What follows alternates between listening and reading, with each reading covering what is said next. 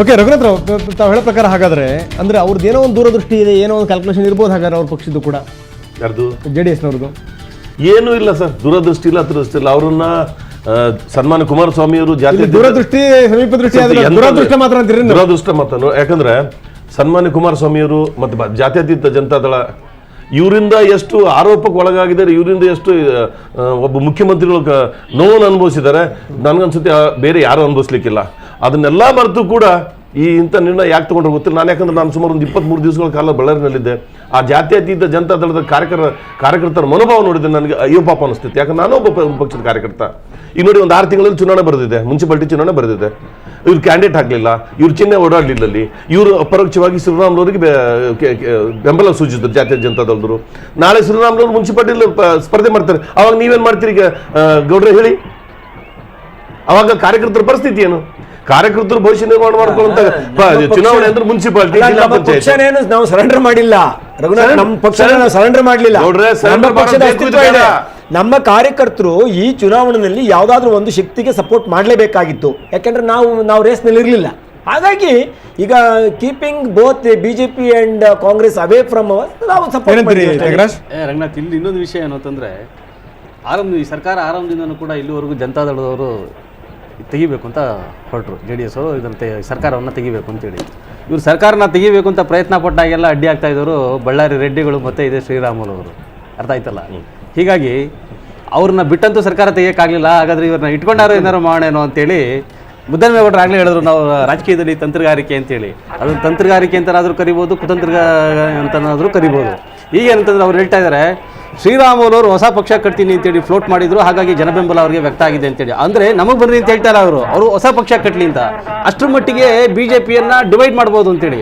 ಹೊಸ ಪಕ್ಷ ಕಟ್ಟಿದ್ರೆ ಅಲ್ಲಿರೋ ಒಂದಷ್ಟು ಜನ ಅವ್ರ ಜೊತೆ ಹೋಗ್ತಾರೆ, ಅಷ್ಟರ ಮಟ್ಟಿಗೆ BJPಯನ್ನು ವೀಕನ್ ಮಾಡ್ಬೋದು, ಅದರ ಲಾಭವನ್ನು ತಾವು ಪಡಿಬೋದು ಅಂತ ಲೆಕ್ಕಾಚಾರವನ್ನು ಕುಮಾರಸ್ವಾಮಿ ಅವರು ಹಾಕಿರಬಹುದು ಅಂತ ಹೇಳ್ತೀನಿ.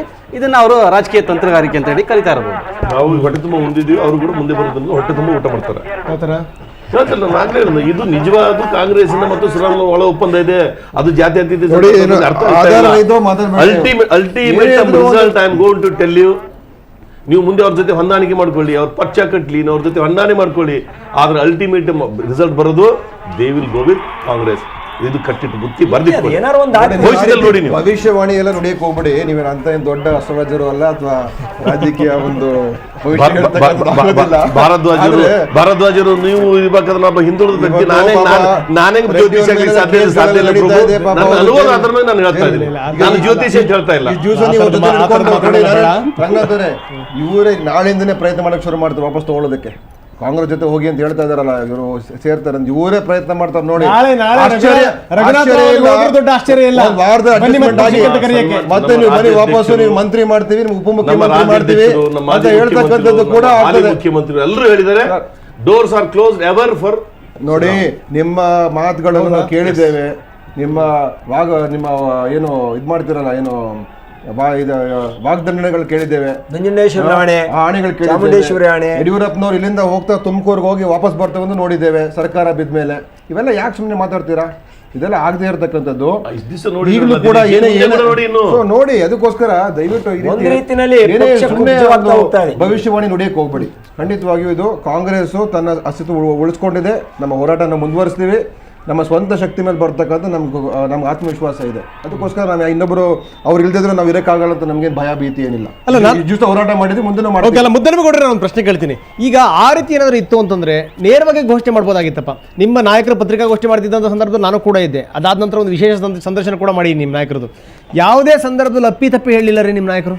ಅಂದರೆ ರಾಮರಿಗೆ ನಾವು ಬೆಂಬಲ ಕೊಡ್ತಾ ಇದೀವಿ ಅಂತ. ಯಾರಿಲ್ಲಿ ಬಲಾಢ್ಯರಿದ್ದಾರೆ ಪಕ್ಷ ಇದ್ರು ಅವ್ರಿಗೆ ಬೆಂಬಲ ಅಂದರೆ ಎಲ್ಲೋ ಕಡೆ ಒಂದು ಇಡೀ ಕಾರ್ಯಕರ್ತ ಸಮೂಹವನ್ನು ಗೊಂದಲದಲ್ಲಿ ದೂಕದ್ರಿ ತಾವುಗಳು ಅಂತ ತಾವು ಒಪ್ತಿರೋ ಬಿಡ್ತಿರೋ, ಇದು ಮಾತ್ರ ವಾಸ್ತವ ಸತ್ಯ. ಜೊತೆಗೆ ನಿಮ್ಮ ಜಿಲ್ಲಾಧ್ಯಕ್ಷರು ಕೂಡ ಇವತ್ತಲ್ಲ ನಾಳೆ ನಾನು ಬಿಟ್ಟು ಬೇರೆ ಪಕ್ಷಕ್ಕೆ ಹೋಗಬೇಕಾಗುತ್ತೆ ಅನ್ನುವಂಥ ಎಚ್ಚರಿಕೆಯನ್ನು ಕೂಡ ರವಾನಿಸಿದ್ರು ಅನ್ನುವಂಥದ್ದು ಎಲ್ಲ ಮಾಧ್ಯಮಗಳಲ್ಲಿ ಕೂಡ ಬಂದಿರುವಂಥ ವಿಚಾರ. ಅಲ್ಲ, ಇಷ್ಟೊಂದು ಈ ಮರೆಯಲ್ಲಿ ನಿಂತ್ಕೊಂಡು ಕಲ್ಲು ಹೊಡೆಯುವಂಥ ಕೆಲಸ ಯಾಕೆ ಅಂತ ಅಲ್ಲ. ಈಗ ನೋಡಿ, ಒಂದೇನಾಗುತ್ತೆ ಅಂದರೆ 21-22 ಮರುಚುನಾವಣೆ ಮಾಡಿದ್ದಾರೆ ಯಾರು ಈ BJP ಬಂದ ಮೇಲೆ. ಅನಗತ್ಯ ಇವೆಲ್ಲವೂ ಬಹುಶಃ ಒಂದೆರಡು ಕೇಸ್ಗಳಲ್ಲಿ ಮದ್ದೂರು ಮತ್ತು ಇನ್ಯಾವುದು ತೀರ್ಕೊಂಡಂಥ 1-2 ಕ್ಷೇತ್ರಗಳು ಬಿಟ್ಟರೆ ಬಹುತೇಕ ಎಲ್ಲ ಚುನಾವಣೆಗಳು ಅನಗತ್ಯವಾಗಿ ಬಂದಂಥ ಈ ಒಂದು ಚುನಾವಣೆಗಳು. ಅದರಲ್ಲಿ ಈ BJP ಸರ್ಕಾರ ರಚನೆ ಆದಮೇಲಂತೂ ಒಂದು ರೀತಿಯ ರಾಜಕೀಯ ವ್ಯಭಿಚಾರ ಅಂತಲೇ ನಾನು ಮೊದಲಿಂದಲೂ ಹೇಳ್ತೇನೆ. ರಾಜಕೀಯ ವ್ಯಭಿಚಾರವನ್ನೇ ಪ್ರಾರಂಭ ಮಾಡಿಬಿಟ್ರು. ಅದ್ರ ಚುನಾವಣೆ ಆದ ತಕ್ಷಣವೇ ರಾಜೀನಾಮೆ ಕೊಡಿಸಿ ಪುನಃ ಅಲ್ಲೇ ಒಂದು ಚುನಾವಣೆ ಮಾಡ್ತಕ್ಕಂಥದ್ದು. ಈಗ ಅವರು ಶ್ರೀರಾಮುಲು ಅವ್ರನ್ನ ರಾಜೀನಾಮೆನ ಅಕ್ಸೆಪ್ಟ್ ಮಾಡ್ಕೊಂಡು ತಿರ್ಗಾ ಹೋಗಿ ಅವ್ರನ್ನೇ ನೀವು ನಿಂತ್ಕೊಳ್ಳಿ ಅಂತ ಹೇಳಿದ್ರು. ಈ ರೀತಿ ಮಾಡಿದ್ರು. ಇಷ್ಟೊಂದು ಚುನಾವಣೆಗಳನ್ನು ನಾವು ಈ ಒಂದು ರಾಜ್ಯ ಮಟ್ಟದ ಒಂದು ಪಕ್ಷವಾಗಿ ಒಂದು ರೀತಿಯಲ್ಲಿ ಚುನಾವಣೆಗಳ ಮೇಲೆ ಚುನಾವಣೆಗಳನ್ನು ಅನಗತ್ಯವಾಗಿ ನಮ್ಮ ಕಾರ್ಯಕರ್ತರನ್ನು ಕೂಡ ಅಲ್ಲಿ ಗೊಂದಲಕ್ಕೀಡು ಮಾಡಿ ನಡೆಸ್ತಕ್ಕಂಥದ್ದು ಭಾಳ ಕಷ್ಟದ ಕೆಲಸನೇ. ಇದು ಒಂದು. ಎರಡನೇದು, ಇದು ಈ ಸರ್ಕಾರ ಬಹುತೇಕ ಪತನದ ಅಂಚಿಗೆ ಸರಿತಾ ಇರತಕ್ಕಂಥ ಸಂದರ್ಭದಲ್ಲಿ ಬಂದಿರತಕ್ಕಂಥ ಚುನಾವಣೆ. ಬಹುತೇಕ ಮುಂದಿನ ದಿನಗಳು ಹೆಚ್ಚು ದಿನ ಇಲ್ಲಿ ಈ ಸರ್ಕಾರ ಕುಳಿದಿರಲಾರ್ದು ಅಂತ ನನ್ನ ವೈಯಕ್ತಿಕವಾದಂಥ ಭಾವನೆ. ಇಂತಹ ಸಂದರ್ಭದಲ್ಲೂ ಕೂಡ ಪುನಃ ಇಲ್ಲಿ ನಮ್ಮ ಪಕ್ಷದ ಕಾರ್ಯಕರ್ತರನ್ನು ಗುದ್ದಾಟಕ್ಕೆ ಇಳಿಸಿ ಅಂತಿಮವಾಗಿ ಏನೂ ಸಾಧ್ಯ ಮಾಡಲಿಲ್ಲ. ಕೊನೆ ಸುತ್ತಲೂ ಕೂಡ 46,026 ಮತಗಳಿಂದ ಶ್ರೀರಾಮುಲು ಮುನ್ನಡೆಯನ್ನ ಗಳಿಸಿಕೊಂಡಿರುವಂಥದ್ದು. ಅಂದ್ರೆ ತುಂಬಾ ಸ್ಪಷ್ಟವಾಗಿ ಗೊತ್ತಾಗ್ತಾ ಇದೆ. 46,000 ಮತಗಳು ಅಂತಂದ್ರೆ ಹುಡುಗಾಟಿಕೆ ಅಲ್ಲ. ಯಾಕಂದ್ರೆ ನಾವು ಆರಂಭದಲ್ಲಿ ಹೇಳ್ತಾ ಇದ್ವಿ, ನಾವು ಚರ್ಚೆ ಮಾಡುವಂಥ ಸಂದರ್ಭದಲ್ಲಿ 1-2 ಯಾರು ಗೆದ್ರು 500,000 ಅನ್ನುವಂಥ ಒಂದು ಮಾತಿತ್ತು. ತೀರಾ ಇಷ್ಟೊಂದು ದೊಡ್ಡ ಪ್ರಮಾಣಕ್ಕೆ ಹೋಗ್ತಾರೆ ಅನ್ನುವಂಥದ್ದು ಗೊತ್ತಿರಲಿಲ್ಲ. 73,336 ಮತಗಳು ಅಂದರೆ ಹೆಚ್ಚು ಕಡಿಮೆ ಒಂದು 65-70% ಮತಗಳು. ಅಂದರೆ ಮತ ಚಲಾವಣೆ ಏನಾಯಿತು ಅದರ 70% ಮತಗಳು ರಾಮುಲುಗೆ ಸಿಕ್ಕಿದ್ದೇನೋ ಹಾಗಾದ್ರೆ ಅಂತ. ಹಿಂದಿನ ಚುನಾವಣೆಯಲ್ಲಿ ಅವರು 25,000 ಮತಗಳ ಅಂತರದಿಂದ ಗೆದ್ದಿದ್ರು. ಆ ಮತಗಳ ಅಂತರವನ್ನು ಕೂಡ ಮತವಾಗಿ ಪಡ್ಕೊಳ್ಳೋದಕ್ಕೆ BJPಗೆ ಸಾಧ್ಯ ಆಗಿಲ್ಲ. ಆದರೆ ಇವರು BJP ಅಭ್ಯರ್ಥಿಯಾಗಿ 25,000 ಅಂತರದಿಂದ ಗೆದ್ದು ಈಗ ಇಂಡಿಪೆಂಡೆಂಟ್ ಆಗಿ 46,000 ಅಂದರೆ ಇದು 50,000 ಹೋಗಿ ಮುಟ್ಟುವಂಥ ಎಲ್ಲ ಲಕ್ಷಣಗಳು ಕಾಣ್ತಾ ಇದೆ. ಒಂದು ಸ್ಪಷ್ಟ ಏನ್ ಹೇಳ್ಬೋದು ಅಂದ್ರೆ ಶ್ರೀರಾಮುಲು ಜನಪ್ರಿಯತೆ ಬಗ್ಗೆ ನಾವು ಪ್ರಶ್ನೆ ಮಾಡೋಂಗಿಲ್ಲ. ಈ ಕ್ಷೇತ್ರದಲ್ಲಾದ್ರೂ ಖಂಡಿತವಾಗಿ ಯಾವುದೇ ಒಂದು ಕೂಡ ಇದೇ ಮಾತನ್ನು ಹೇಳಿದ್ರು, ನಾವು ದಬ್ಬಾಳಿಕೆಯಿಂದ ಮತ ತಗೊಂಡಿದ್ದಾರೋ ಅಥವಾ ಹಣ ಖರ್ಚು ಮಾಡೋ ಅದೆಲ್ಲ ಹೇಳಕ್ಕಾಗಲ್ಲ. ಇದು ಅವ್ರ ಜನಪ್ರಿಯತೆ ಇದೆ. ಏನೋ 5,000 ಹೇಳಕ್ಕಾಗಲ್ಲ. ನೋಡಿ, ಎಕ್ಸಾಮ್ ಪಾಸ್ ಆಗಿರೋನಿಗೆ ಯಾರಂದು ಹೆಲ್ಪ್ ತಗೊಂಡು ಪಾಸ್ ಆದ್ನೋ ಅದು ಗೊತ್ತಿಲ್ಲ. ಭರ್ಜರಿ ಗೆಲುವು ಅಂತ ಹೇಳ್ಬೇಕಾಗುತ್ತೆ. ನಾವು ಅವ್ರಿಗೆ ಅಭಿನಂದನೆ ಸಲ್ಲಿಸಲೇಬೇಕು. ಈ ರೀತಿಯ ಗೆಲುವು ಏನು ಸಾಮಾನ್ಯವಾದಂತಹ ಗೆಲುವಲ್ಲ. ಇದು BJP ಶ್ರೀರಾಮುಲು ಅಲ್ಲ, ಶ್ರೀರಾಮುಲು BJP ಅನ್ನೋದನ್ನ ಪ್ರೂವ್ ಮಾಡಿದೆ. Minus Sriramulu and friends, BJP has no existence in Ballari district.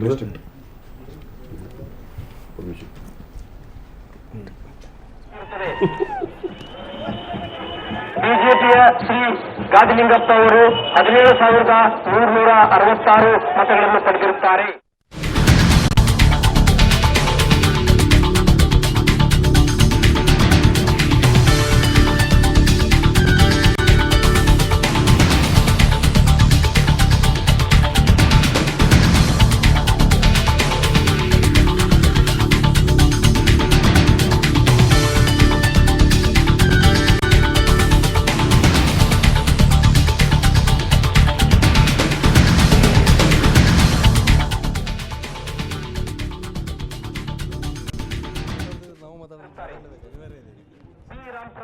ಪಕ್ಷೇತರ ಅಭ್ಯರ್ಥಿ 1,116 ಮತಗಳನ್ನು ಪಡೆದಿರುತ್ತಾರೆ.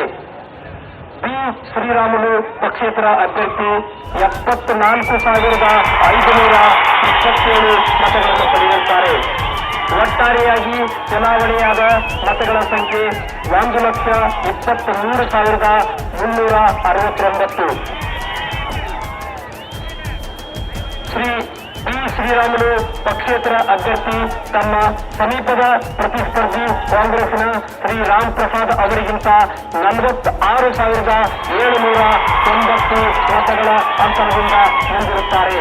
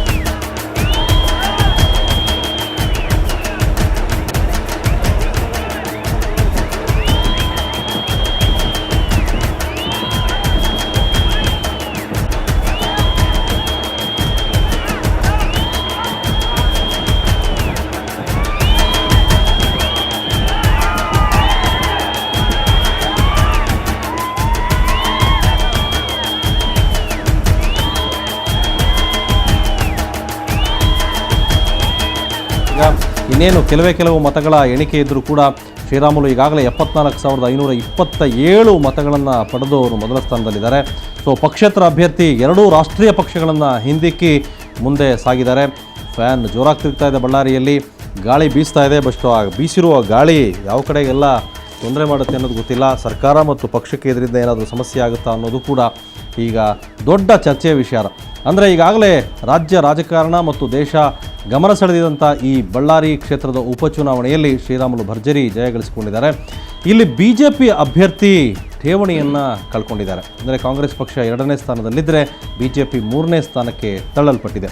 ಈಗಾಗಲೇ BJP ಪಕ್ಷದ ಘಟಾನುಘಟಿ ನಾಯಕರು ಬಳ್ಳಾರಿ ತೆರಳಿದರು. ಈ ಉಪಚುನಾವಣೆ ಸಂದರ್ಭದಲ್ಲಿ ರಾಜ್ಯದ ಮುಖ್ಯಮಂತ್ರಿಗಳು 2-3 ಸಲ ತೆರಳಿದರು. BJP ಅಧ್ಯಕ್ಷರು ಸ್ವತಃ ಅಲ್ಲೇ ಬಳ್ಳಾರಿಯಲ್ಲೇ ಇದ್ದು ಪ್ರಚಾರವನ್ನು ಮಾಡಿದರು.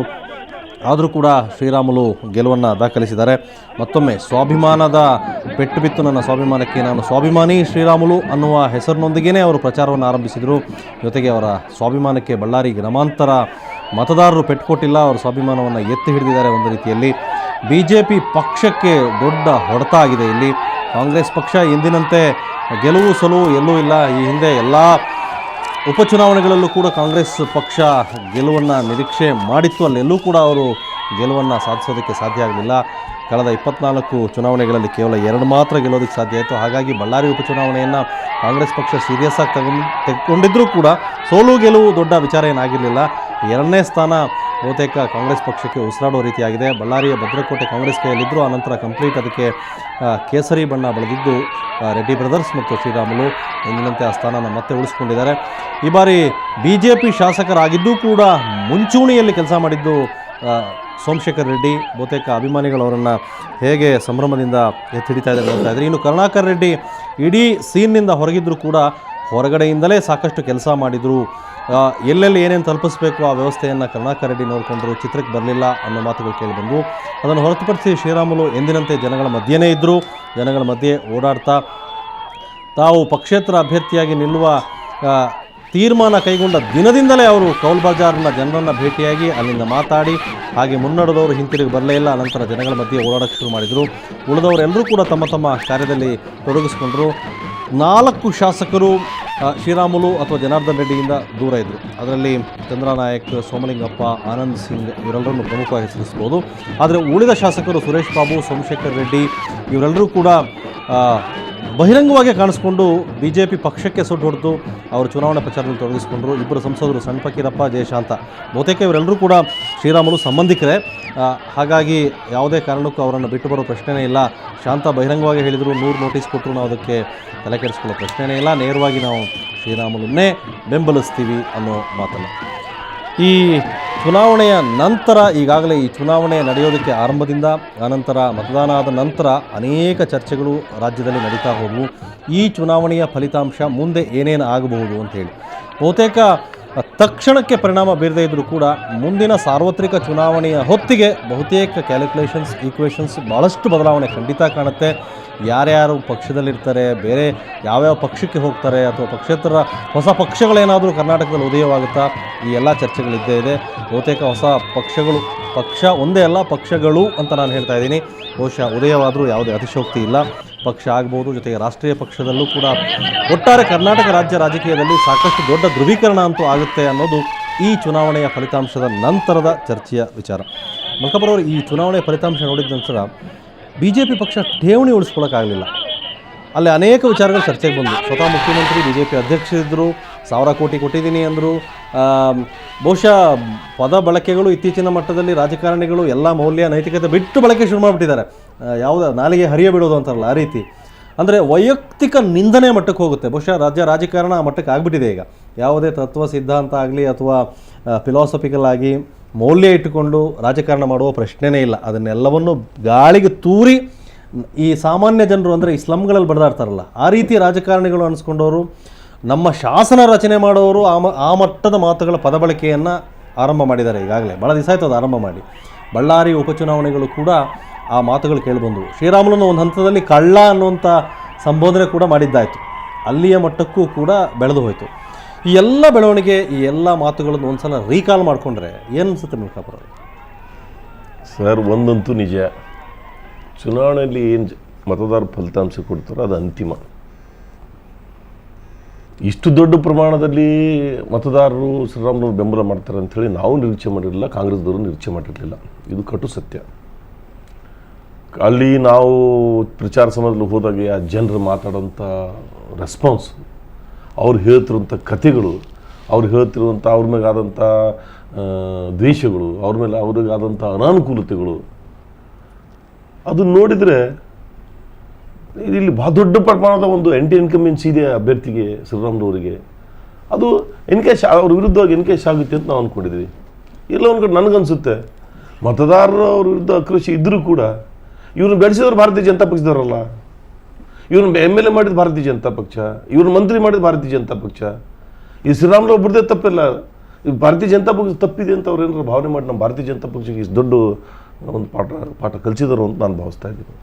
ಅದಕ್ಕೆ ನಾವುಗಳು ಕೂಡ ಇದು ಒಂದು ಮುನ್ನೆಚ್ಚರಿಕೆ, ಒಂದು ಎಚ್ಚರಿಕೆ ಗಂಟೆ ಅಂತ ಭಾವಿಸಿ ಒಂದು ಜವಾಬ್ದಾರಿಯುತ ರಾಷ್ಟ್ರೀಯ ಪಕ್ಷ ಆಗಿ ಬರುವ ದಿನಗಳಲ್ಲಿ ಇದು ಕೂಡ, ಈ ಚುನಾವಣೆ ಕೂಡ ನಮ್ಮೊಂದು ಪಾಠ ಅಂತ ತಿಳ್ಕೊಂಡು ಮುಂದೆ ನಮ್ಮ ಪಕ್ಷನ ಯಾವ ಥರದಲ್ಲಿ ಮುಂದುವರಿಬೇಕು ಅನ್ನೋದ್ರ ಬಗ್ಗೆ ಚಿಂತನೆ ಮಾಡಲೇಬೇಕಾದಂಥ ಒಂದು ಅನಿವಾರ್ಯವಾದಂಥ ಮ್ಯಾಂಡೇಟ್ ಅಂತ ನಾನು ಭಾವಿಸ್ತೀನಿ. ಅಲ್ಲ, ಬಹುಶಃ ಎರಡೂ ರಾಷ್ಟ್ರೀಯ ಪಕ್ಷಗಳಿಗೆ ಇಲ್ಲಿ ಒಬ್ಬ ಪಕ್ಷೇತರ ಅಭ್ಯರ್ಥಿಯಾಗಿ ಹೊಡೆತ ಕೊಟ್ಟಿದ್ದಾರೆ. ನೀವು ಅನೇಕ ರಾಜಕೀಯ ಏಳುಬೀಳುಗಳನ್ನು ಕಂಡು ಬಹಳ ಅನುಭವ ಪಡೆದಿದ್ದೀರಿ ರಾಜಕಾರಣದಲ್ಲಿ. ಶ್ರೀರಾಮುಲು ಅವರಿಗೆ ಜನ ಬೆಂಬಲ ಕೊಟ್ಟಿದ್ದು ಅದಕ್ಕೆ ಏನೇನೋ ಕಾರಣಗಳು ಕೊಟ್ರಿ ನೀವು, ರಾಜಕಾರಣಿಗಳು ಹಿಂಗಾಗಿರ್ಬೋದು ಅನುಭವ ಅಂತ ಹೇಳಿ. ಈ ಮಾತಾಡೋರು ಹೇಳಿದ್ರಲ್ಲ, ಭಾಳಷ್ಟು ಜನ ಮಾತಾಡಿದ್ರು ಅಂತ. ಮಾತಾಡೋರು ಯಾರು ಆಗಲ್ಲ, ಗುಪ್ತವಾಗಿ ಮತ ಹಾಕ್ತಾರಲ್ಲ, ಅದೊಂಥರ ಗುಪ್ತಗಾಮಿನಿ ಹೆಂಗೆ ಅದು ಬಂದ್ಬಿಡುತ್ತೆ, ಹರಿದು ಬರ್ತಾರೆ. ಆ ಮತದಾರ ಯಾವತ್ತೂ ಹೇಳೋದೇ ಇಲ್ಲ ನಾನು ಯಾರು ವೋಟ್ ಮಾಡ್ತೀನಿ ಅಂತೇಳಿ. ಅವ್ರು ತೀರ್ಮಾನ ಮಾಡಿಬಿಟ್ಟಿರ್ತಾರೆ ಇಂಥವ್ರನ್ನ ಗೆಲ್ಲಿಸಬೇಕು, ಅದಕ್ಕೆ ಕಾರಣ ಏನು ಅಂತೇಳಿ. ಪಕ್ಷ ಬೆಳೆಸಿದ್ದು, ಶಾಸಕರು ಮಾಡಿದ್ದು, ಮಂತ್ರಿ ಮಾಡಿದ್ದು, ಅದು ಯಾವುದೋ ಅವ್ರಿಗೆ ಲೆಕ್ಕಕ್ಕೆ ಬರಲ್ಲ. ಇಲ್ಲೆಲ್ಲವೂ ಲೆಕ್ಕಕ್ಕಿದೆ ಅವರಿಗೆ. ಮಲ್ಕಾಪುರೆಯವರು ಶಾಸಕರ ಜನರ ಜೊತೆ ಸಂಪರ್ಕ ಎಷ್ಟಿಟ್ಕೊಂಡಿದ್ದೀರಿ, ನೀವು ಅವ್ರಿಗೆ ಎಷ್ಟು ಕೆಲಸ ಮಾಡಿಕೊಟ್ಟಿದ್ದೀರಿ ಅನ್ನೋದು. ನಿಮ್ಮ ಪಕ್ಷ, ನಿಮ್ಮ ಮಂತ್ರಿಗಿರಿ ಅದು ಯಾವುದೋ ಅವ್ರಿಗೆ ಲೆಕ್ಕಕ್ಕಿರಲ್ಲ. ಯಾಕೆಂದರೆ ಮಂತ್ರಿ ನೀವಾಗಿರ್ತೀರಿ, ಅವ್ರಿಗೇನು ಲಾಭ ಇರಲ್ಲ. ನೀವು ಅದನ್ನು ಉಪಯೋಗಿಸ್ಕೊಂಡು ಅವ್ರಿಗೆ ಎಷ್ಟು ಅನುಕೂಲ ಮಾಡಿದ್ದೀರಿ ಅನ್ನೋದು ಅಲ್ಲಿ ಕೆಲಸಕ್ಕೆ ಬರುತ್ತೆ. ಏನಂತೀರಿ, ಹೊತ್ತಾನೆ? ಅದು ಕೂಡ ಇಲ್ಲ ಅಂತ ಕರೀಲಿಕ್ಕೆ ಸಾಧ್ಯನೇ ಇಲ್ಲ. ಯಾಕಂದರೆ ಜನ ಈ ಪ್ರಮಾಣದಲ್ಲಿ ಅವ್ರಿಗೆ ಬೆಂಬಲ ಕೊಟ್ಟಿದ್ದು ನಿಜವಾಗ್ಲೂ ಇದು ನಮಗೆ ಶಾಕಿಂಗ್. ಇದು ನಮ್ಮ ನಾಯಕರುಗಳು ನೀವು ಹೇಳಿದ್ರಲ್ಲ, ಅವ್ರ ಬಗ್ಗೆ ಏನೇನೋ ಮಾತಾಡಿದ್ರು, ಅಲ್ಲಿ ಜನ ಭೀತಿಯಲ್ಲಿದ್ದಾರೆ, ಇದೆಲ್ಲ ನಮಗೇನು ಕನಸು ಬಿದ್ದಿದ್ದಲ್ಲ. ಇದು ಅಲ್ಲಿ ನಾವು ಪ್ರಚಾರಕ್ಕೆ ಹೋದ ಸಂದರ್ಭದಲ್ಲಿ ಜನಮಾನಸ ಹೇಳಿದಂಥ ಇದು ಫೀಡ್ಬ್ಯಾಕ್. ಇದು ನಾನು ಇಲ್ಲಿ ಮಲ್ಕಾಪುರ ಒಂದು ಮಾತನ್ನು ಒಪ್ಪೋದಕ್ಕೆ ನಾನು ಇಷ್ಟಪಡೋದಿಲ್ಲ. ಶ್ರೀರಾಮುಲು ಅವ್ರನ್ನ ಬೆಳೆಸಿದ್ದು BJPಯವರು. ಶ್ರೀರಾಮುಲು ಅವ್ರ ಬಗ್ಗೆ ಜನಕ್ಕೆ ಆಕ್ರೋಶ ಆಯಿತು. ಆದರೆ ಆಕ್ರೋಶ ಇದ್ದರೂ ಕೂಡ ಅದನ್ನು ಎನ್ಕ್ಯಾಶ್ ಮಾಡ್ಕೊಳ್ಳಿಲ್ಲ. ಯಾಕೆಂದರೆ ಶ್ರೀರಾಮುಲನ್ನ ಬೆಳೆಸಿದ್ದು BJP ಅನ್ನೋ ಕಾರಣಕ್ಕೋಸ್ಕರ BJPಗೆ ಪಾಠ ಕಲಿಸೋರು ಅನ್ನೋ ಮಾತನ್ನು ನಾನು ಒಪ್ಪೋದಿಲ್ಲ. ಒಂದು ವೇಳೆ ಶ್ರೀರಾಮುಲು ವಿರುದ್ಧ ಆಕ್ರೋಶ ಇದ್ದಿದ್ರೆ ಅವ್ರು BJP ಪಾಠ ಕಲಿಸ್ತಾ ಇರಲಿಲ್ಲ, ಕಾಂಗ್ರೆಸ್ಸನ್ನ ಗೆಲ್ಲಿಸ್ತಾ ಇದ್ರು, ಶ್ರೀರಾಮುಲನ್ನ ಗೆಲ್ಲಿಸ್ತಾ ಇರಲಿಲ್ಲ ಅವರು. ಆಮೇಲೆ ಮತ್ತೊಂದು ವಿಚಾರ ಏನು ಅಂತಂದರೆ, BJPನ ಬಿಟ್ಟು ಕೂಡ ನಾನು ಈ ಮಟ್ಟದಲ್ಲಿ ಮತ ತಗೋಬರಲಿ ಅನ್ನೋದನ್ನ ಪ್ರೂವ್ ಮಾಡಿದಾರಲ್ಲ ಈಗ ಅವರು. ಸರ್, ಅದಕ್ಕಂತ ನಾವು ಒಪ್ಪಲೇಬೇಕಲ್ಲ, ನಾವು ಒಪ್ತಾ ಇಲ್ಲ ಅಂತ ಹೇಳ್ತಾ ಇಲ್ವಲ್ಲ ನಾನು. ಅದನ್ನು ಒಪ್ಪಲೇಬೇಕು. ಜನ ಕೊಂಡಿರಂಥ ಮನ್ನಣೆ ಅಂತಿಮ ತೀರ್ಮಾನ. ಆದ್ರೆ ಅದು ಮೊದಲು ನಾನು ಹೇಳಿದ್ರು, ಮೀಜಿಯವರು ಹೇಳಿದ್ರು ಈಗಾಗಲೇ, ನಿಮ್ಮ ನಾಯಕರುಗಳು ಯಾವ ಪ್ರಮಾಣದಲ್ಲಿ ಆರೋಪ ಮಾಡಿದ್ರು, ಅದನ್ನು ಮಾಡಿದ್ರು ಸರಿ ಇದೆ, ನಾನು ಇಲ್ಲ ಅಂತಲ್ಲ. ಇದು ಎಲ್ಲವೂ ನಾವು ಕಟ್ಟಿದಂಥ ಕಥೆನೂ ಅಲ್ಲ, ನಾವು ಬಿದ್ದಂಥ ಕನಸೂ ಅಲ್ಲ. ಚುನಾವಣೆ ಸಂದರ್ಭದಲ್ಲಿ ಅಲ್ಲಿನ ಜನತೆ, ಮತದಾರರು ಹೇಳಿದಂಥ ಫೀಡ್ಬ್ಯಾಕ್ ಇದು. ಅದನ್ನು ನಂಬ್ಕೊಂಡು ನಾವು ಕೂಡ ಈ ಚುನಾವಣೆಯಲ್ಲಿ ಯಶಸ್ವಿ ಆಗ್ತೀವಿ ಅಂತ. ನಮಗೂ ಆ್ಯಕ್ಚುಲಿ ಆ ಚುನಾವಣೆಯಲ್ಲಿ ಪ್ರಾರಂಭ ಹಂತದಲ್ಲಿ ನಮ್ಗೆ ತುಂಬ ಅನಾನುಕೂಲ ಇತ್ತಲ್ಲಿ. ಆ ಜನರ ರೆಸ್ಪಾನ್ಸು, ಆ ನಾಡಿ ಮಿಡ್ತ ನೋಡಿದಾಗ ಸ್ವತಃ ನಮಗೆಲ್ಲ ತುಂಬ ಉತ್ಸಾಹ ಬಂತು ಇನ್ನು ಚುನಾವಣೆ ಕೆಲಸ ಮಾಡೋಕ್ಕೆ. ಎಲ್ಲಿ ಗೆದ್ದೆ ಗೆಲ್ತೀವಿ ಅನ್ನೋಂಥ ಒಂದು ಫೀಡ್ಬ್ಯಾಕ್ ಜನರು ಕೊಡ್ತಾ ಇದ್ರು. It is A lesson for us.